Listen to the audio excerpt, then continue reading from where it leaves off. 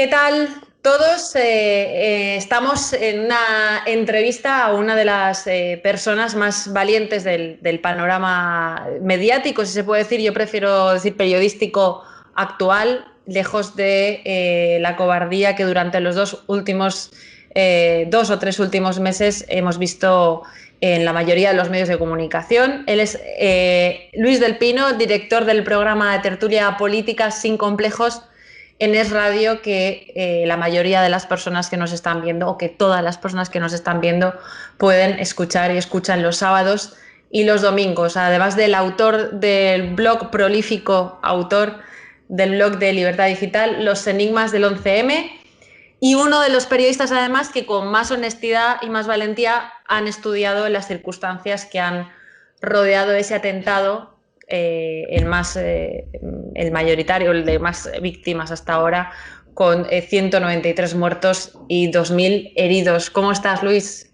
Pues encantadísimo de que me entreviste alguien como Cristina Seguí, mucho más valiente que yo y que, en fin, se ha enfrentado al feminacismo con ese libro que tantos ataques le han valido. Y por cierto, pues te han dado igual los ataques porque tú sigues en la brecha. Ahí. No, algo estamos haciendo bien y tú lo sabes bien, pero es cierto que tú, además de llevar una carrera periodística en Es Radio, en Libertad Digital, a través de tus programas, también eres un prolífico tuitero que estás haciendo unos magníficos hilos a lo largo de estos dos últimos meses que tienen que ver sobre la terrible pandemia que está sufriendo el país, no solo el país, a nivel mundial, pero es cierto que lideramos los muertos por millón. Es cierto que tenemos un gobierno cuya gestión, pues tú crees, yo creo, no sé si estás de acuerdo conmigo, en que conllevará responsabilidades penales para alguno de los principales miembros del Ejecutivo. Pues yo espero que sí, porque ha habido muchos países que han respondido a la pandemia con algo que podríamos calificar como simple incompetencia. Por ejemplo, Reino Unido, que es un país donde al principio estuvo dando tumbos, no sabía cómo afrontar la pandemia, no sabía si dedicarse a dejarla que se propagara para conseguir eso que llamaban la inmunidad de rebaño, o si por el contrario impedir que se propagara para que no colapsaran los hospitales, y al final hicieron el bobo y como consecuencia pues han tenido una cantidad de muertes enorme. En España no, en España es una combinación de incompetencia y además de cálculo político. Yo creo que es de los poquitos países del mundo donde el cálculo político se impuso a lo que es el sentido común, y el gobierno, que podía haber tomado medidas bastante antes porque teníamos el ejemplo de Italia, que estábamos viendo lo que pasaba, nos estaba llegando de los médicos italianos el SOS porque estaban colapsando los hospitales, pues el gobierno impuso su interpretación, que era: aquí no pasa nada, tenemos que llegar como sea al 8M porque tenemos puesta nuestra campaña de marketing en marcha y no vamos a renunciar a ella, y como tenemos que llegar al 8M, vamos a lanzarle a la población el mensaje de que esto es una gripecilla, de que no hace falta protegerse. Y como resultado, pues somos en estos momentos el país del mundo con más sanitarios infectados, el país del mundo con más muertos por millón de habitantes y el país del mundo que ha sufrido el confinamiento más severo. O sea, hemos sido los primeros para mal en todo, gracias a la negligencia egoísta de Pedro Sánchez. Tú has resumido muy bien en tu blog, has llevado casi diariamente esta agenda terrible de gestión desde el 31 de mayo aproximadamente, cuando comentas, porque fue así, que Fernando Simón declara en España que no va a haber más allá de unos cuantos casos diagnosticados. Un mes después, precisamente... 31 de enero. El 31 de enero, pensaba que había dicho enero, igual me he equivocado. Un mes después de que llegara el primer informe, el primer aviso de la comunidad internacional avisando de la virulencia del virus, un mes más tarde de que empezáramos a ver en las televisiones a los chinos cayéndose por la calle, de que viéramos los avisos del doctor Cavadas. Ese mismo día se diagnostica el primer enfermo por coronavirus en España, que fue un turista italiano en Tenerife. El 17 de febrero ya falleció un hombre aquí en Valencia, y mientras tanto Sánchez e Irene Montero se estaban gastando los recursos de un país, recursos que podrían haber ido, por supuesto, a la compra de EPIs, de respiradores, etcétera, etcétera, en la emergencia climática y en sacar adelante su agenda ideológica con la ley de libertades sexuales, legislando sobre el piropo. Eso no conlleva una responsabilidad más allá de lo ético. Tenemos un gobierno que nos aboca a no poder salir de un posible rebrote que parece que está que está llegando. Vamos a ver, si estuviéramos en otro país que no fuera España, no es que abocara al gobierno su negligencia a sentarse en el banquillo, es que ya habrían tenido que declarar ante un juez. Recordemos, por ejemplo, que el primer ministro italiano ya ha prestado declaración ante la Fiscalía italiana, que le llamó, le sentó para recabar datos de por qué se tomaron ciertas decisiones, por qué no se tomaron ciertas otras, por qué en ciertas regiones se hizo tal y por qué en otras regiones se hizo otra cosa distinta. Aquí, ¿cuál es el problema que tenemos? Aquí yo creo que no hay ninguna duda de que la negligencia del gobierno, no sé si será culposa o dolosa, pero que desde luego ha provocado decenas de miles de muertos que nos podríamos haber ahorrado y que ha provocado decenas de miles de contagios de sanitarios que nos podríamos haber ahorrado, yo creo que está fuera de toda duda. ¿Van a terminar sentándose en el banquillo? Hombre, yo espero que la justicia funcione, fundamentalmente porque si con 45.000 muertos encima de la mesa los jueces al final no hacen su labor y no reclaman que alguien asuma las responsabilidades, entonces nuestra democracia quedaría seriamente tocada. En ese sentido, lo más reciente que tenemos desde el punto de vista de la responsabilidad penal es ese archivo temporal por parte de la juez Rodríguez Medel del delegado de gobierno en la Comunidad de Madrid, José Manuel Franco, que a su vez es secretario de un partido, como no, del Partido Socialista de Madrid, a la espera quizá de que puedan volver a salir nuevas pruebas que le impliquen abiertamente. Estas pruebas, o básicamente él se libra porque dicen que en la intranet entra el aviso el día 2, que él no tiene acceso a esa intranet hasta el día 4 y porque el Centro de Alertas Epidemiológicas de Simón se niega, hace caso omiso a esa reclamación de la juez por parte de la Guardia Civil para entregar esos datos. ¿Tú crees que va a haber una imputación de Fernando Simón que nos lleve a una reimputación o a volver a reencauzar ese procedimiento penal contra el delegado de gobierno en Madrid? Pues yo la verdad es que el procedimiento contra el delegado del gobierno no me importa demasiado, fundamentalmente porque el delegado del gobierno es una figura menor. El delegado del gobierno pues es un propio que el gobierno tiene en la Comunidad de Madrid. ¿Por qué tendría que responder penalmente el delegado del gobierno y no el delegado del gobierno en otras provincias donde también hubo manifestaciones el 8M? ¿Es que hay algo que le haga especial a él?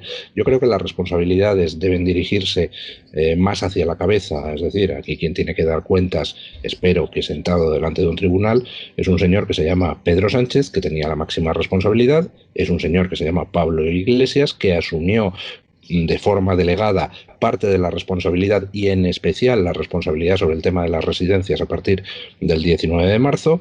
Es un señor que se llama Salvador Illa, ministro de Sanidad, que era la autoridad competente en todo el tema sanitario en todo el territorio nacional, y un señor que se llama Fernando Simón, que como encargado técnico de responder a la pandemia no es que no hiciera su trabajo, que no lo hizo, es que además mintió reiteradamente a la opinión pública y lanzó mensajes a la población que han podido inducir a mucha gente a no protegerse. Por ejemplo, cuando tú le lanzas a la población el mensaje de que aquí iba a haber 3 casos solamente, pues la conclusión lógica de la población es, pues esto no será para tanto, y cuando me dicen que es una gripecilla, será una gripecilla. Y cuando Fernando Simón dice que las mascarillas no son necesarias, pues entonces la población dice, pues no son necesarias, pues no las utilizo. ¿Cuánta gente se ha contagiado y ha muerto por hacer caso de los mensajes lanzados por el gobierno de Pedro Sánchez?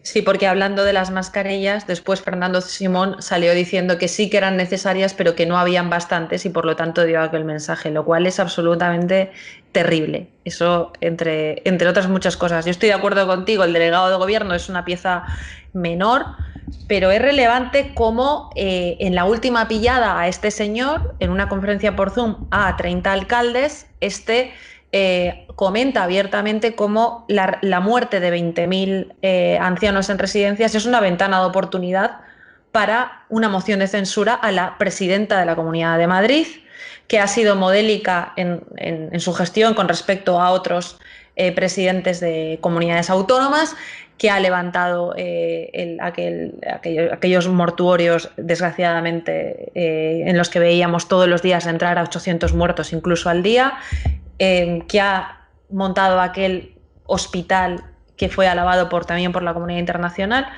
Eso es un acoso político en toda regla por parte del Partido Socialista, un acoso que puso y que aprovechó también las víctimas del 11M en su momento para llegar al poder. Bueno, vamos a ver, el Partido Socialista tiene en estos momentos un problema. Está claro que era de mando único, está claro que era el que tenía las competencias, está claro, por tanto, que los 45.000 muertos y los 50.000 sanitarios infectados caen directamente sobre su cabeza. ¿Qué puede hacer para evitarlo? Pues intentar desviar el foco. ¿Hacia dónde puede desviar el foco? Pues hombre, la Comunidad de Madrid es el ejemplo más fácil. Es una comunidad dirigida por el Partido Popular, es una comunidad dirigida además por la facción del Partido Popular, en teoría menos proclive al pacto o a la componenda con el Partido Socialista, y por tanto desde el principio el Partido Socialista ha estado intentando poner en Madrid el foco de todos los problemas. Y a mí me hace mucha gracia ver algunos medios de izquierda como el tema de las residencias les preocupa solo en Madrid. No les importa que en otras comunidades autónomas se produjera igualmente la masacre de ancianos. No les importa que en una comunidad como Cataluña el gobierno catalán diera órdenes escritas de excluir de las UCIs a los ancianos de 80 años. Bueno, eso se llama hipocresía. De todos modos, bueno, yo me supongo que el Partido Popular lo que tiene que hacer es contraatacar. Y a mí me fastidia un poco la actitud del Partido Popular porque veo que están a la defensiva.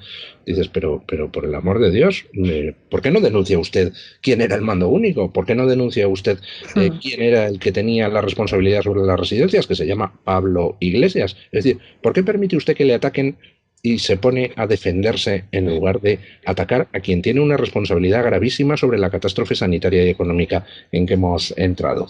Un ejemplo, el vídeo este que ha sacado el periódico El País de un médico explicando un escenario de triaje en el cual se excluiría de las UCIs.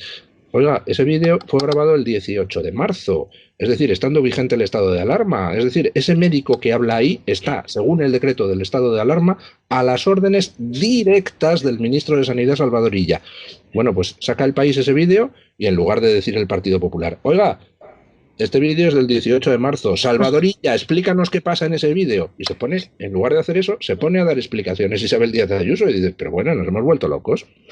En relación a esa actitud que tú comentas del Partido Popular, yo no sé si tú te has dado cuenta, durante la última semana no hay más que tweets y artículos de medios que, en teoría, todos tienen sus facciones, pero no pueden ser acusados de ser precisamente de extrema izquierda. Hablo de periódicos como puede ser El Mundo, como puede ser incluso ABC, de personas influyentes en el mundo de la derecha o en el mundo liberal, que ya defienden abiertamente un pacto, un consenso entre el Partido Socialista que debe de apoyar, Partido Popular que debe de apoyar al Partido Socialista, que le aprobará los presupuestos y que ha llevado a Teodoro García Egea ya a reunirse con Zapatero.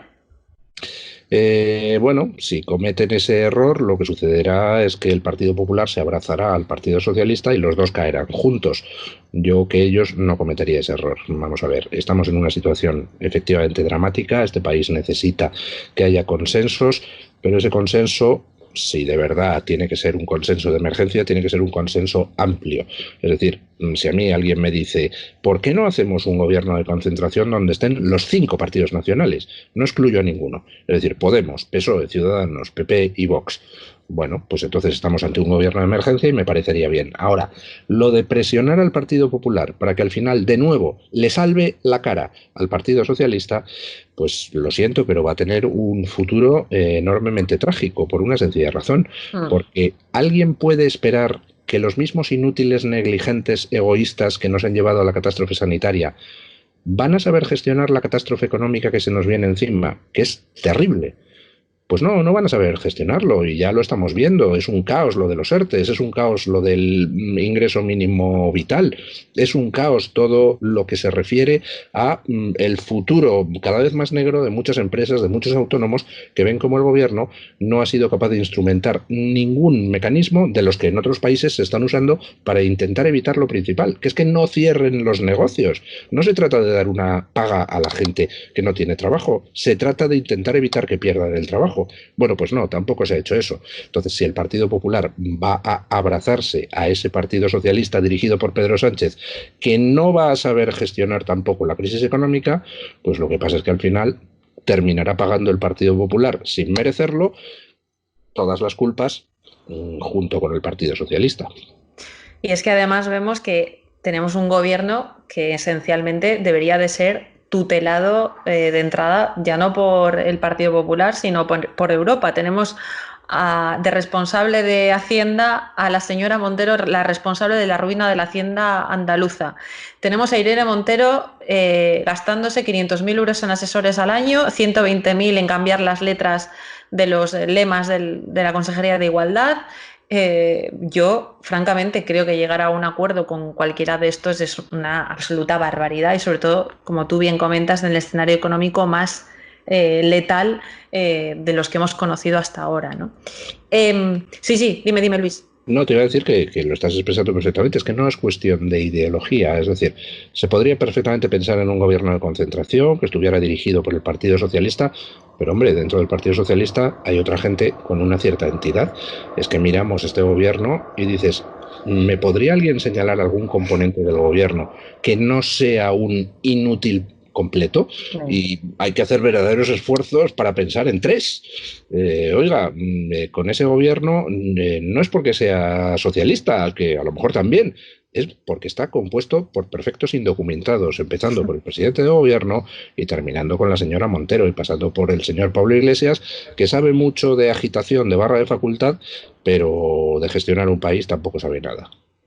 Así es, el otro día me decía una persona, cuando yo le decía ese entente entre el Partido Popular y el Partido Socialista no se puede producir por el bien del país, y me decía, no se puede excluir ni siquiera a Pablo Iglesias, porque tú te imaginas que, habiendo llegado a la vicepresidencia del gobierno, se va a conformar con volver a liderar algaradas que rodeen el Congreso. A ver dónde colocas ahora a este sujeto. Pero es cierto que cada comisión, la Comisión de Reconstrucción, que cada vez da un espectáculo con un tipo que lo preside, que es secretario general del PCE y que es abogado de las FARC, de gente de las FARC, y que tienes a Irene Montero en la comisión de igualdad, que parecen de verdad grupos de autoayuda. O sea, vas a una comisión y parece un grupo de autoayuda. Yo creo que es lo que más aterra a la gente, ¿no? Estar en manos de esas personas. Pero los grandes culpables, además de ellos, son los medios de comunicación, porque tú decías, los medios de comunicación de izquierdas. Primero, ¿cuántos medios de comunicación quedan que no sean de izquierdas? Y han estado hablando de cambio climático, diciendo que venía el fin del mundo, que Greta Thunberg llegaba con el fin del mundo, y que cuando realmente teníamos imágenes de China con la gente muriendo en la calle no se lo creían, ¿no? Hombre, y estamos viendo unos medios de comunicación que consienten, por ejemplo, que en las ruedas de prensa del gobierno durante muchísimo tiempo se haya evitado que los periodistas pudieran hacer preguntas directas. Se ha consentido que en esas ruedas de prensa del gobierno se trate de diluir a los principales medios, invitando a otros medios que a lo mejor tienen 80 oyentes y están en Matalascabrillas del Somonte. Hemos visto cómo en esas ruedas de prensa del gobierno, el gobierno se niega sistemáticamente a responder a preguntas tan concretas y tan fundamentales como: ¿nos pueden dar ustedes el total de muertos en residencias? Que lo tienen, porque se lo están entregando el informe de las comunidades autónomas cada martes y cada viernes. Bueno, pues han tragado con todos los medios de comunicación, han tragado con unas cifras de muertos absolutamente manipuladas, cuando basta con hacer una cosa muy simple, que es ponerse a googlear y ver cuántos muertos ha declarado cada comunidad autónoma. Los sumas y te salen 17.000 más de los que da el gobierno. Hombre, por el amor de Dios, ¿no pueden hacer eso los medios de comunicación españoles? Pues no, lo hacemos muy poquitos. OK Diario se niega a hacerse eco de las cifras manipuladas del gobierno, Libertad Digital es Radio se niega a hacerse eco de las cifras manipuladas del gobierno, pero poquitos medios más. Es una vergüenza el panorama panorama mediático, y precisamente porque es una vergüenza el panorama mediático, el gobierno se cree con la capacidad de hacer lo que le da la gana, porque es verdad, los medios se dejan pisar, con lo cual si se dejan pisar el gobierno sigue pisando. Nos equivocamos si decimos que esos 15 millones de euros inoculados en los dos grandes medios y que los 100 millones que se calculan en desgravaciones y en otros incentivos a empresas que se anuncien en esos medios de comunicación son una nacionalización de facto de los medios privados. Yo diría, por ser precisos, que es una continuación de una nacionalización que se ha producido hace muchísimo tiempo. Aunque la gente más joven no lo recuerde, aquí hubo una época, en la época de Felipe González, donde los medios de comunicación seguían siendo medios de comunicación, es decir, seguían siendo instrumentos para controlar y azotar al poder, en lugar de ser correas de transmisión de lo que el poder dice. Pero poco a poco los medios fueron entrando cada vez más en la rueda de las componendas económicas con el gobierno. Los grupos empresariales, los grandes grupos empresariales mediáticos empezaron en fin, pues discutir en los despachos con los responsables políticos las cosas. Entonces, cuando ya los medios de comunicación entran en ese tipo de dinámica, al final se convierten simplemente en un altavoz de propaganda de quien paga, porque el que paga manda. Y lo siento, señores, pero no, un medio de comunicación tiene que ser justo lo contrario. No están los medios para que la gente escuche lo que el gobierno tiene que decir. Los medios están para que el gobierno escuche lo que la gente tiene que decir. Luis, tú has mencionado hace muy poquito también y haces mucho hincapié en el problema que nos traen las comunidades autónomas y en el hándicap que han traído a la hora de combatir el coronavirus.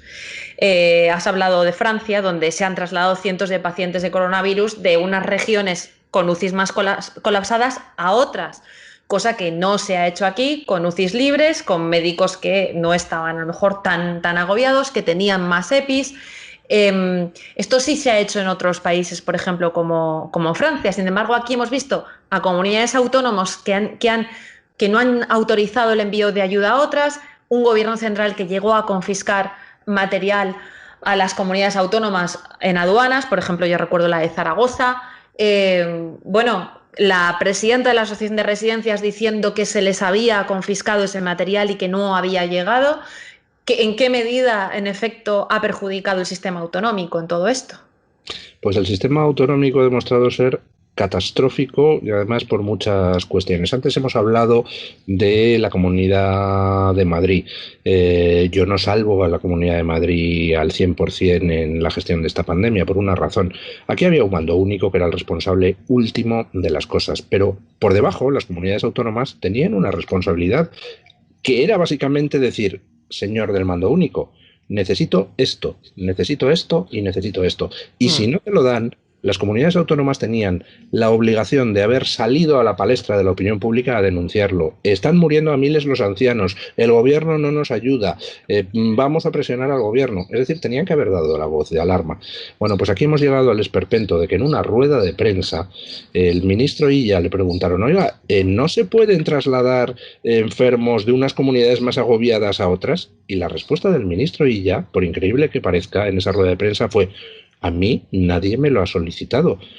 Con lo cual, para empezar, él era el mando único y nadie se lo tiene que solicitar. Él tenía la obligación de estar supervisando en cada sitio y tenía que haber salido de él el trasladar enfermos de una comunidad a otra. Pero también nos dice eso, que es que las comunidades tampoco lo pidieron. O no lo pidieron con la fuerza suficiente, o desde luego no lo pidieron públicamente. Y el caso es que en Francia se han salvado miles de vidas porque los enfermos fueron llevados de los sitios menos colapsados a los más colapsados a los menos colapsados, y aquí en España murieron en las residencias a miles los ancianos sin poder ser hospitalizados porque no había camas de hospital en la cercanía de donde estaban ellos. Eso es una canallada. Lo que se ha hecho con los ancianos en este país es una canallada de la que tienen que responder todos los responsables políticos. Aunque, por supuesto, el primero, el que tenía la potestad del mando único, que es el gobierno de Sánchez. Y habría que repensar este Estado autonómico que ha demostrado en esta pandemia que no sirve para absolutamente nada y que no solo no salva ninguna vida, sino que ha provocado que se haya disparado el número de muertes.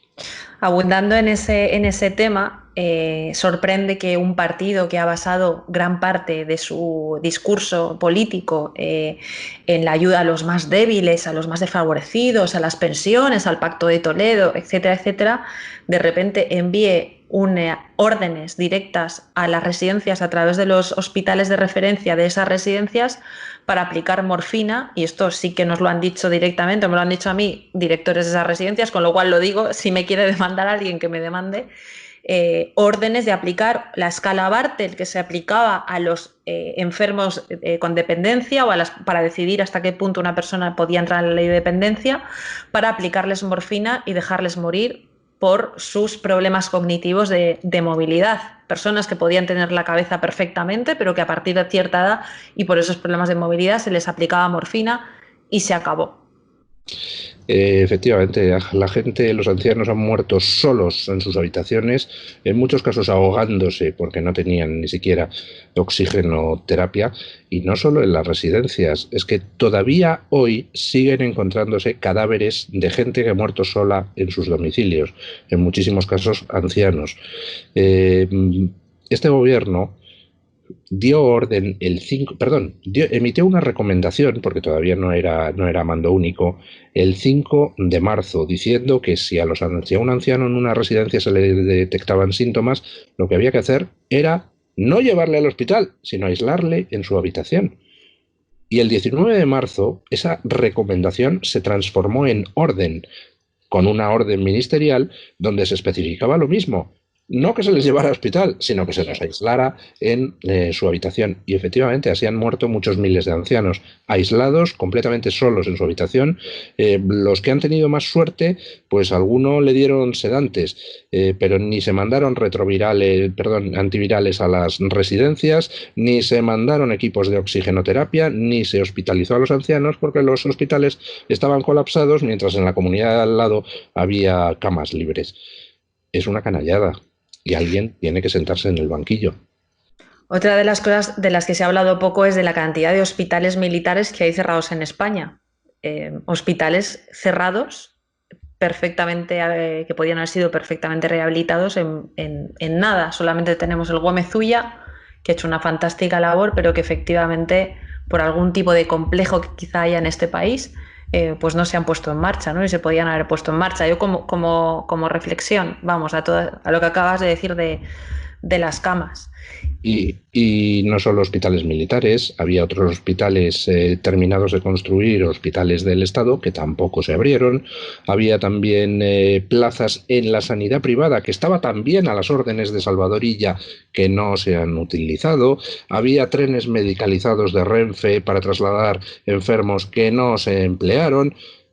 ¿Por qué? ¿Por qué ha pasado todo esto? Pues muy sencillo, porque tenemos al peor gobierno, al más incompetente, y que encima estaba abrumado porque sabía que lo que estaba pasando era por culpa de no haber tomado ellos medidas anteriormente. Cuando tienes un filósofo de ministro de Sanidad y te llega una catástrofe, pues quizás terminan pasando este tipo de cosas. Bueno, ahí romperé una lanza en favor de los filósofos. Entre los filósofos como entre los fontaneros hay de todo. Hay listos, hay tontos, hay gente negligente, hay gente profesional. Entonces Salvador Illa es un incompetente, no porque sea filósofo, sino porque es Salvador Illa. A lo mejor lo deseable de todas maneras hubiera sido que hubiera habido un médico. Pues pudiera ser, pero yo es que tampoco tengo muy claro eso de que, en fin, los que tienen formación técnica son mejores en todas las circunstancias. Y, por ejemplo, me remito a dos casos. El presidente del Colegio de Médicos de Madrid, que antes del 8M se dedicó también, como Fernando Simón, a sacar mensajes de no hay que crear alarmismo, etcétera. No sé, no me explico por qué los médicos de Madrid no han pedido todavía su dimisión. O, por ejemplo, ese otro catedrático de medicina al que entrevistó la cadena SER, pues poquitos días antes de que por fin el gobierno dijera que eran las mascarillas necesarias, y le entrevistaron a un catedrático de medicina en la cadena SER que decía, las mascarillas, por Dios, solo son necesarias si alguien te escupe por la calle. Es decir, también entre los médicos pues hay gente lista, tonta, negligente, profesional, buena y mala.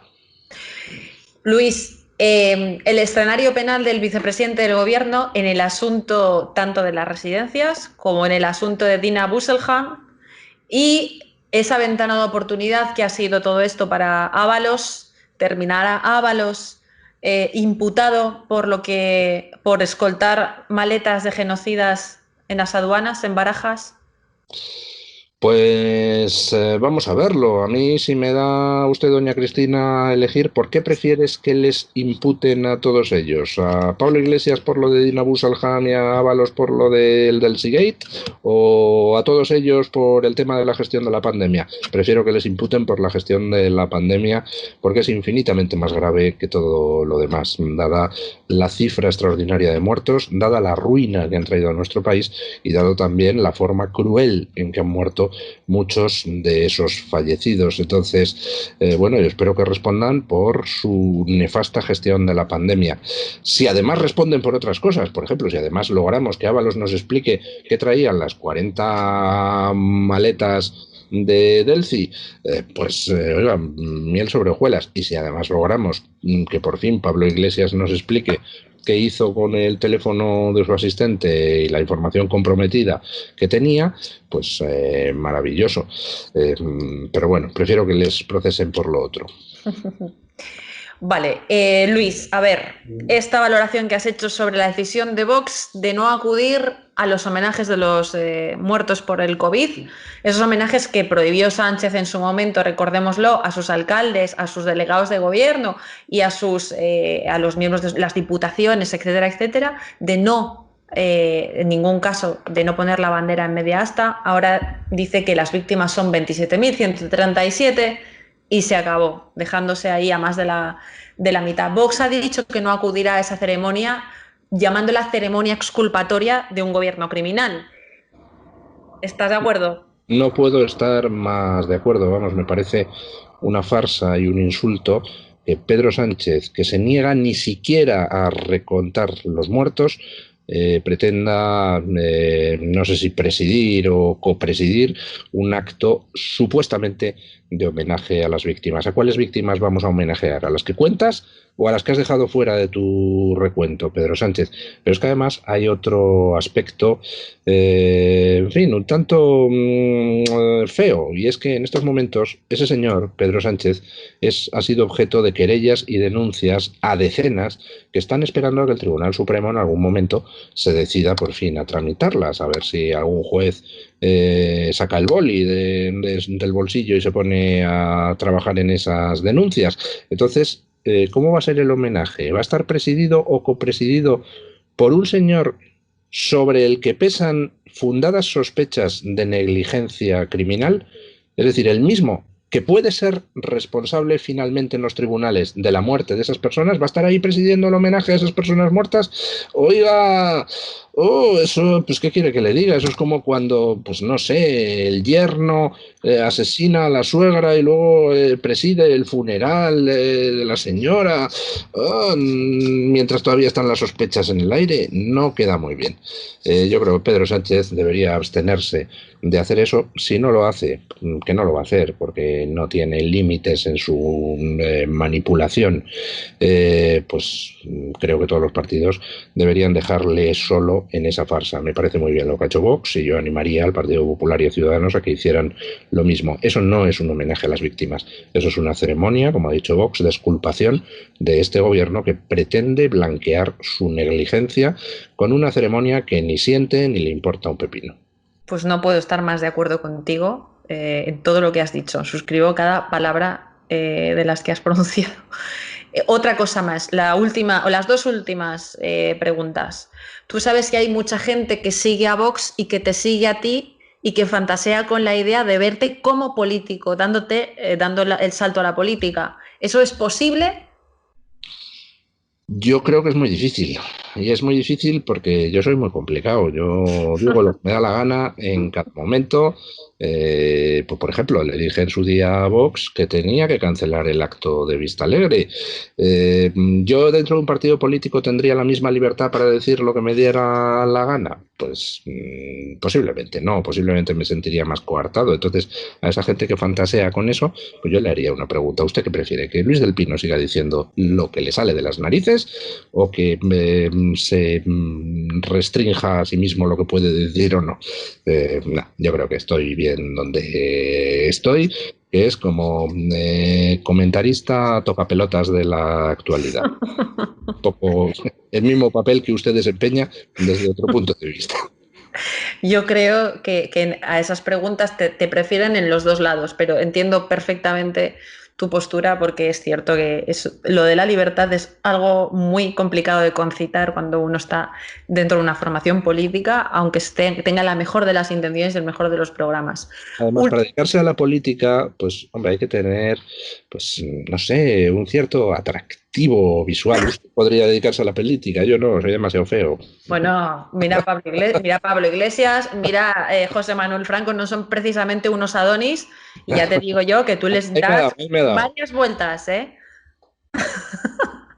Pero bueno, una cosa más, análisis sobre elecciones americanas, o mejor que análisis, pronóstico. ¿Pronosticas una victoria de Trump, una nueva victoria de Trump? Yo creo que Trump va a ganar y además esta vez va a ganar a pesar de sí mismo. Está haciendo todo lo posible por hacerse daño en algunas cosas, pero yo creo que aún así no lo va a conseguir. Trump tiene en estos momentos pues un inconveniente y una ventaja. El inconveniente es que es alguien que está demostrando que mete la pata de una forma terrible, por ejemplo con esto del coronavirus no lo ha hecho bien, pero tiene una ventaja y es que los que tiene enfrente son tan clamorosamente peores que él, que va a pasar con Trump lo que pasó, aprovechando ahora que han pintado la estatua de Indro Montanelli, cuando se rumoreaba el sorpaso del Partido Comunista Italiano a la democracia cristiana, y Montanelli se cargó el sorpaso con un artículo que se titulaba "Tápate la nariz y vota democracia cristiana". Bueno, pues va a haber mucha gente que vaya en noviembre tapándose la nariz a votar a Donald Trump, simplemente porque ven que la alternativa es que manden pues estos que incendian las ciudades, estos que derriban estatuas, estos que mienten un día sí y otro también, estos que quieren cargarse todo aquello que representa pues, las cosas de las que puede sentirse orgullosa América. Exactamente. Y España, porque están con nuestros historiadores y nuestros iconos históricos. Bueno, parece una especie de hispanofobia que también se ha trasladado allí, pero bueno. Bueno, la verdad es que hay mucha incultura y el problema es que aquí no defendemos suficientemente bien nuestro pasado. No pregonamos tantas cosas que hemos hecho bien, que hemos sido posiblemente el pueblo colonizador más humano, menos cruel con la gente en los sitios a los que íbamos, y sin embargo no presumimos de ello. Bueno, ¿qué le vamos a hacer? Nosotros sí, tú lo haces todos los días desde tu atril y ha sido un placer tenerte aquí y entrevistarte desde mi admiración personal. Yo empecé las primeras radios, las primeras asistencias a radio contigo y en el radio, y con Dieter también estuve una vez y la verdad me hacía mucha ilusión entrevistarte. Muchísimas gracias. Es un placer que me entrevistes y además estoy muy contento de ver cómo te has convertido en una de las mejores periodistas de este país y de las más valientes. Muchísimas gracias, Luis. Un besote. Un besote.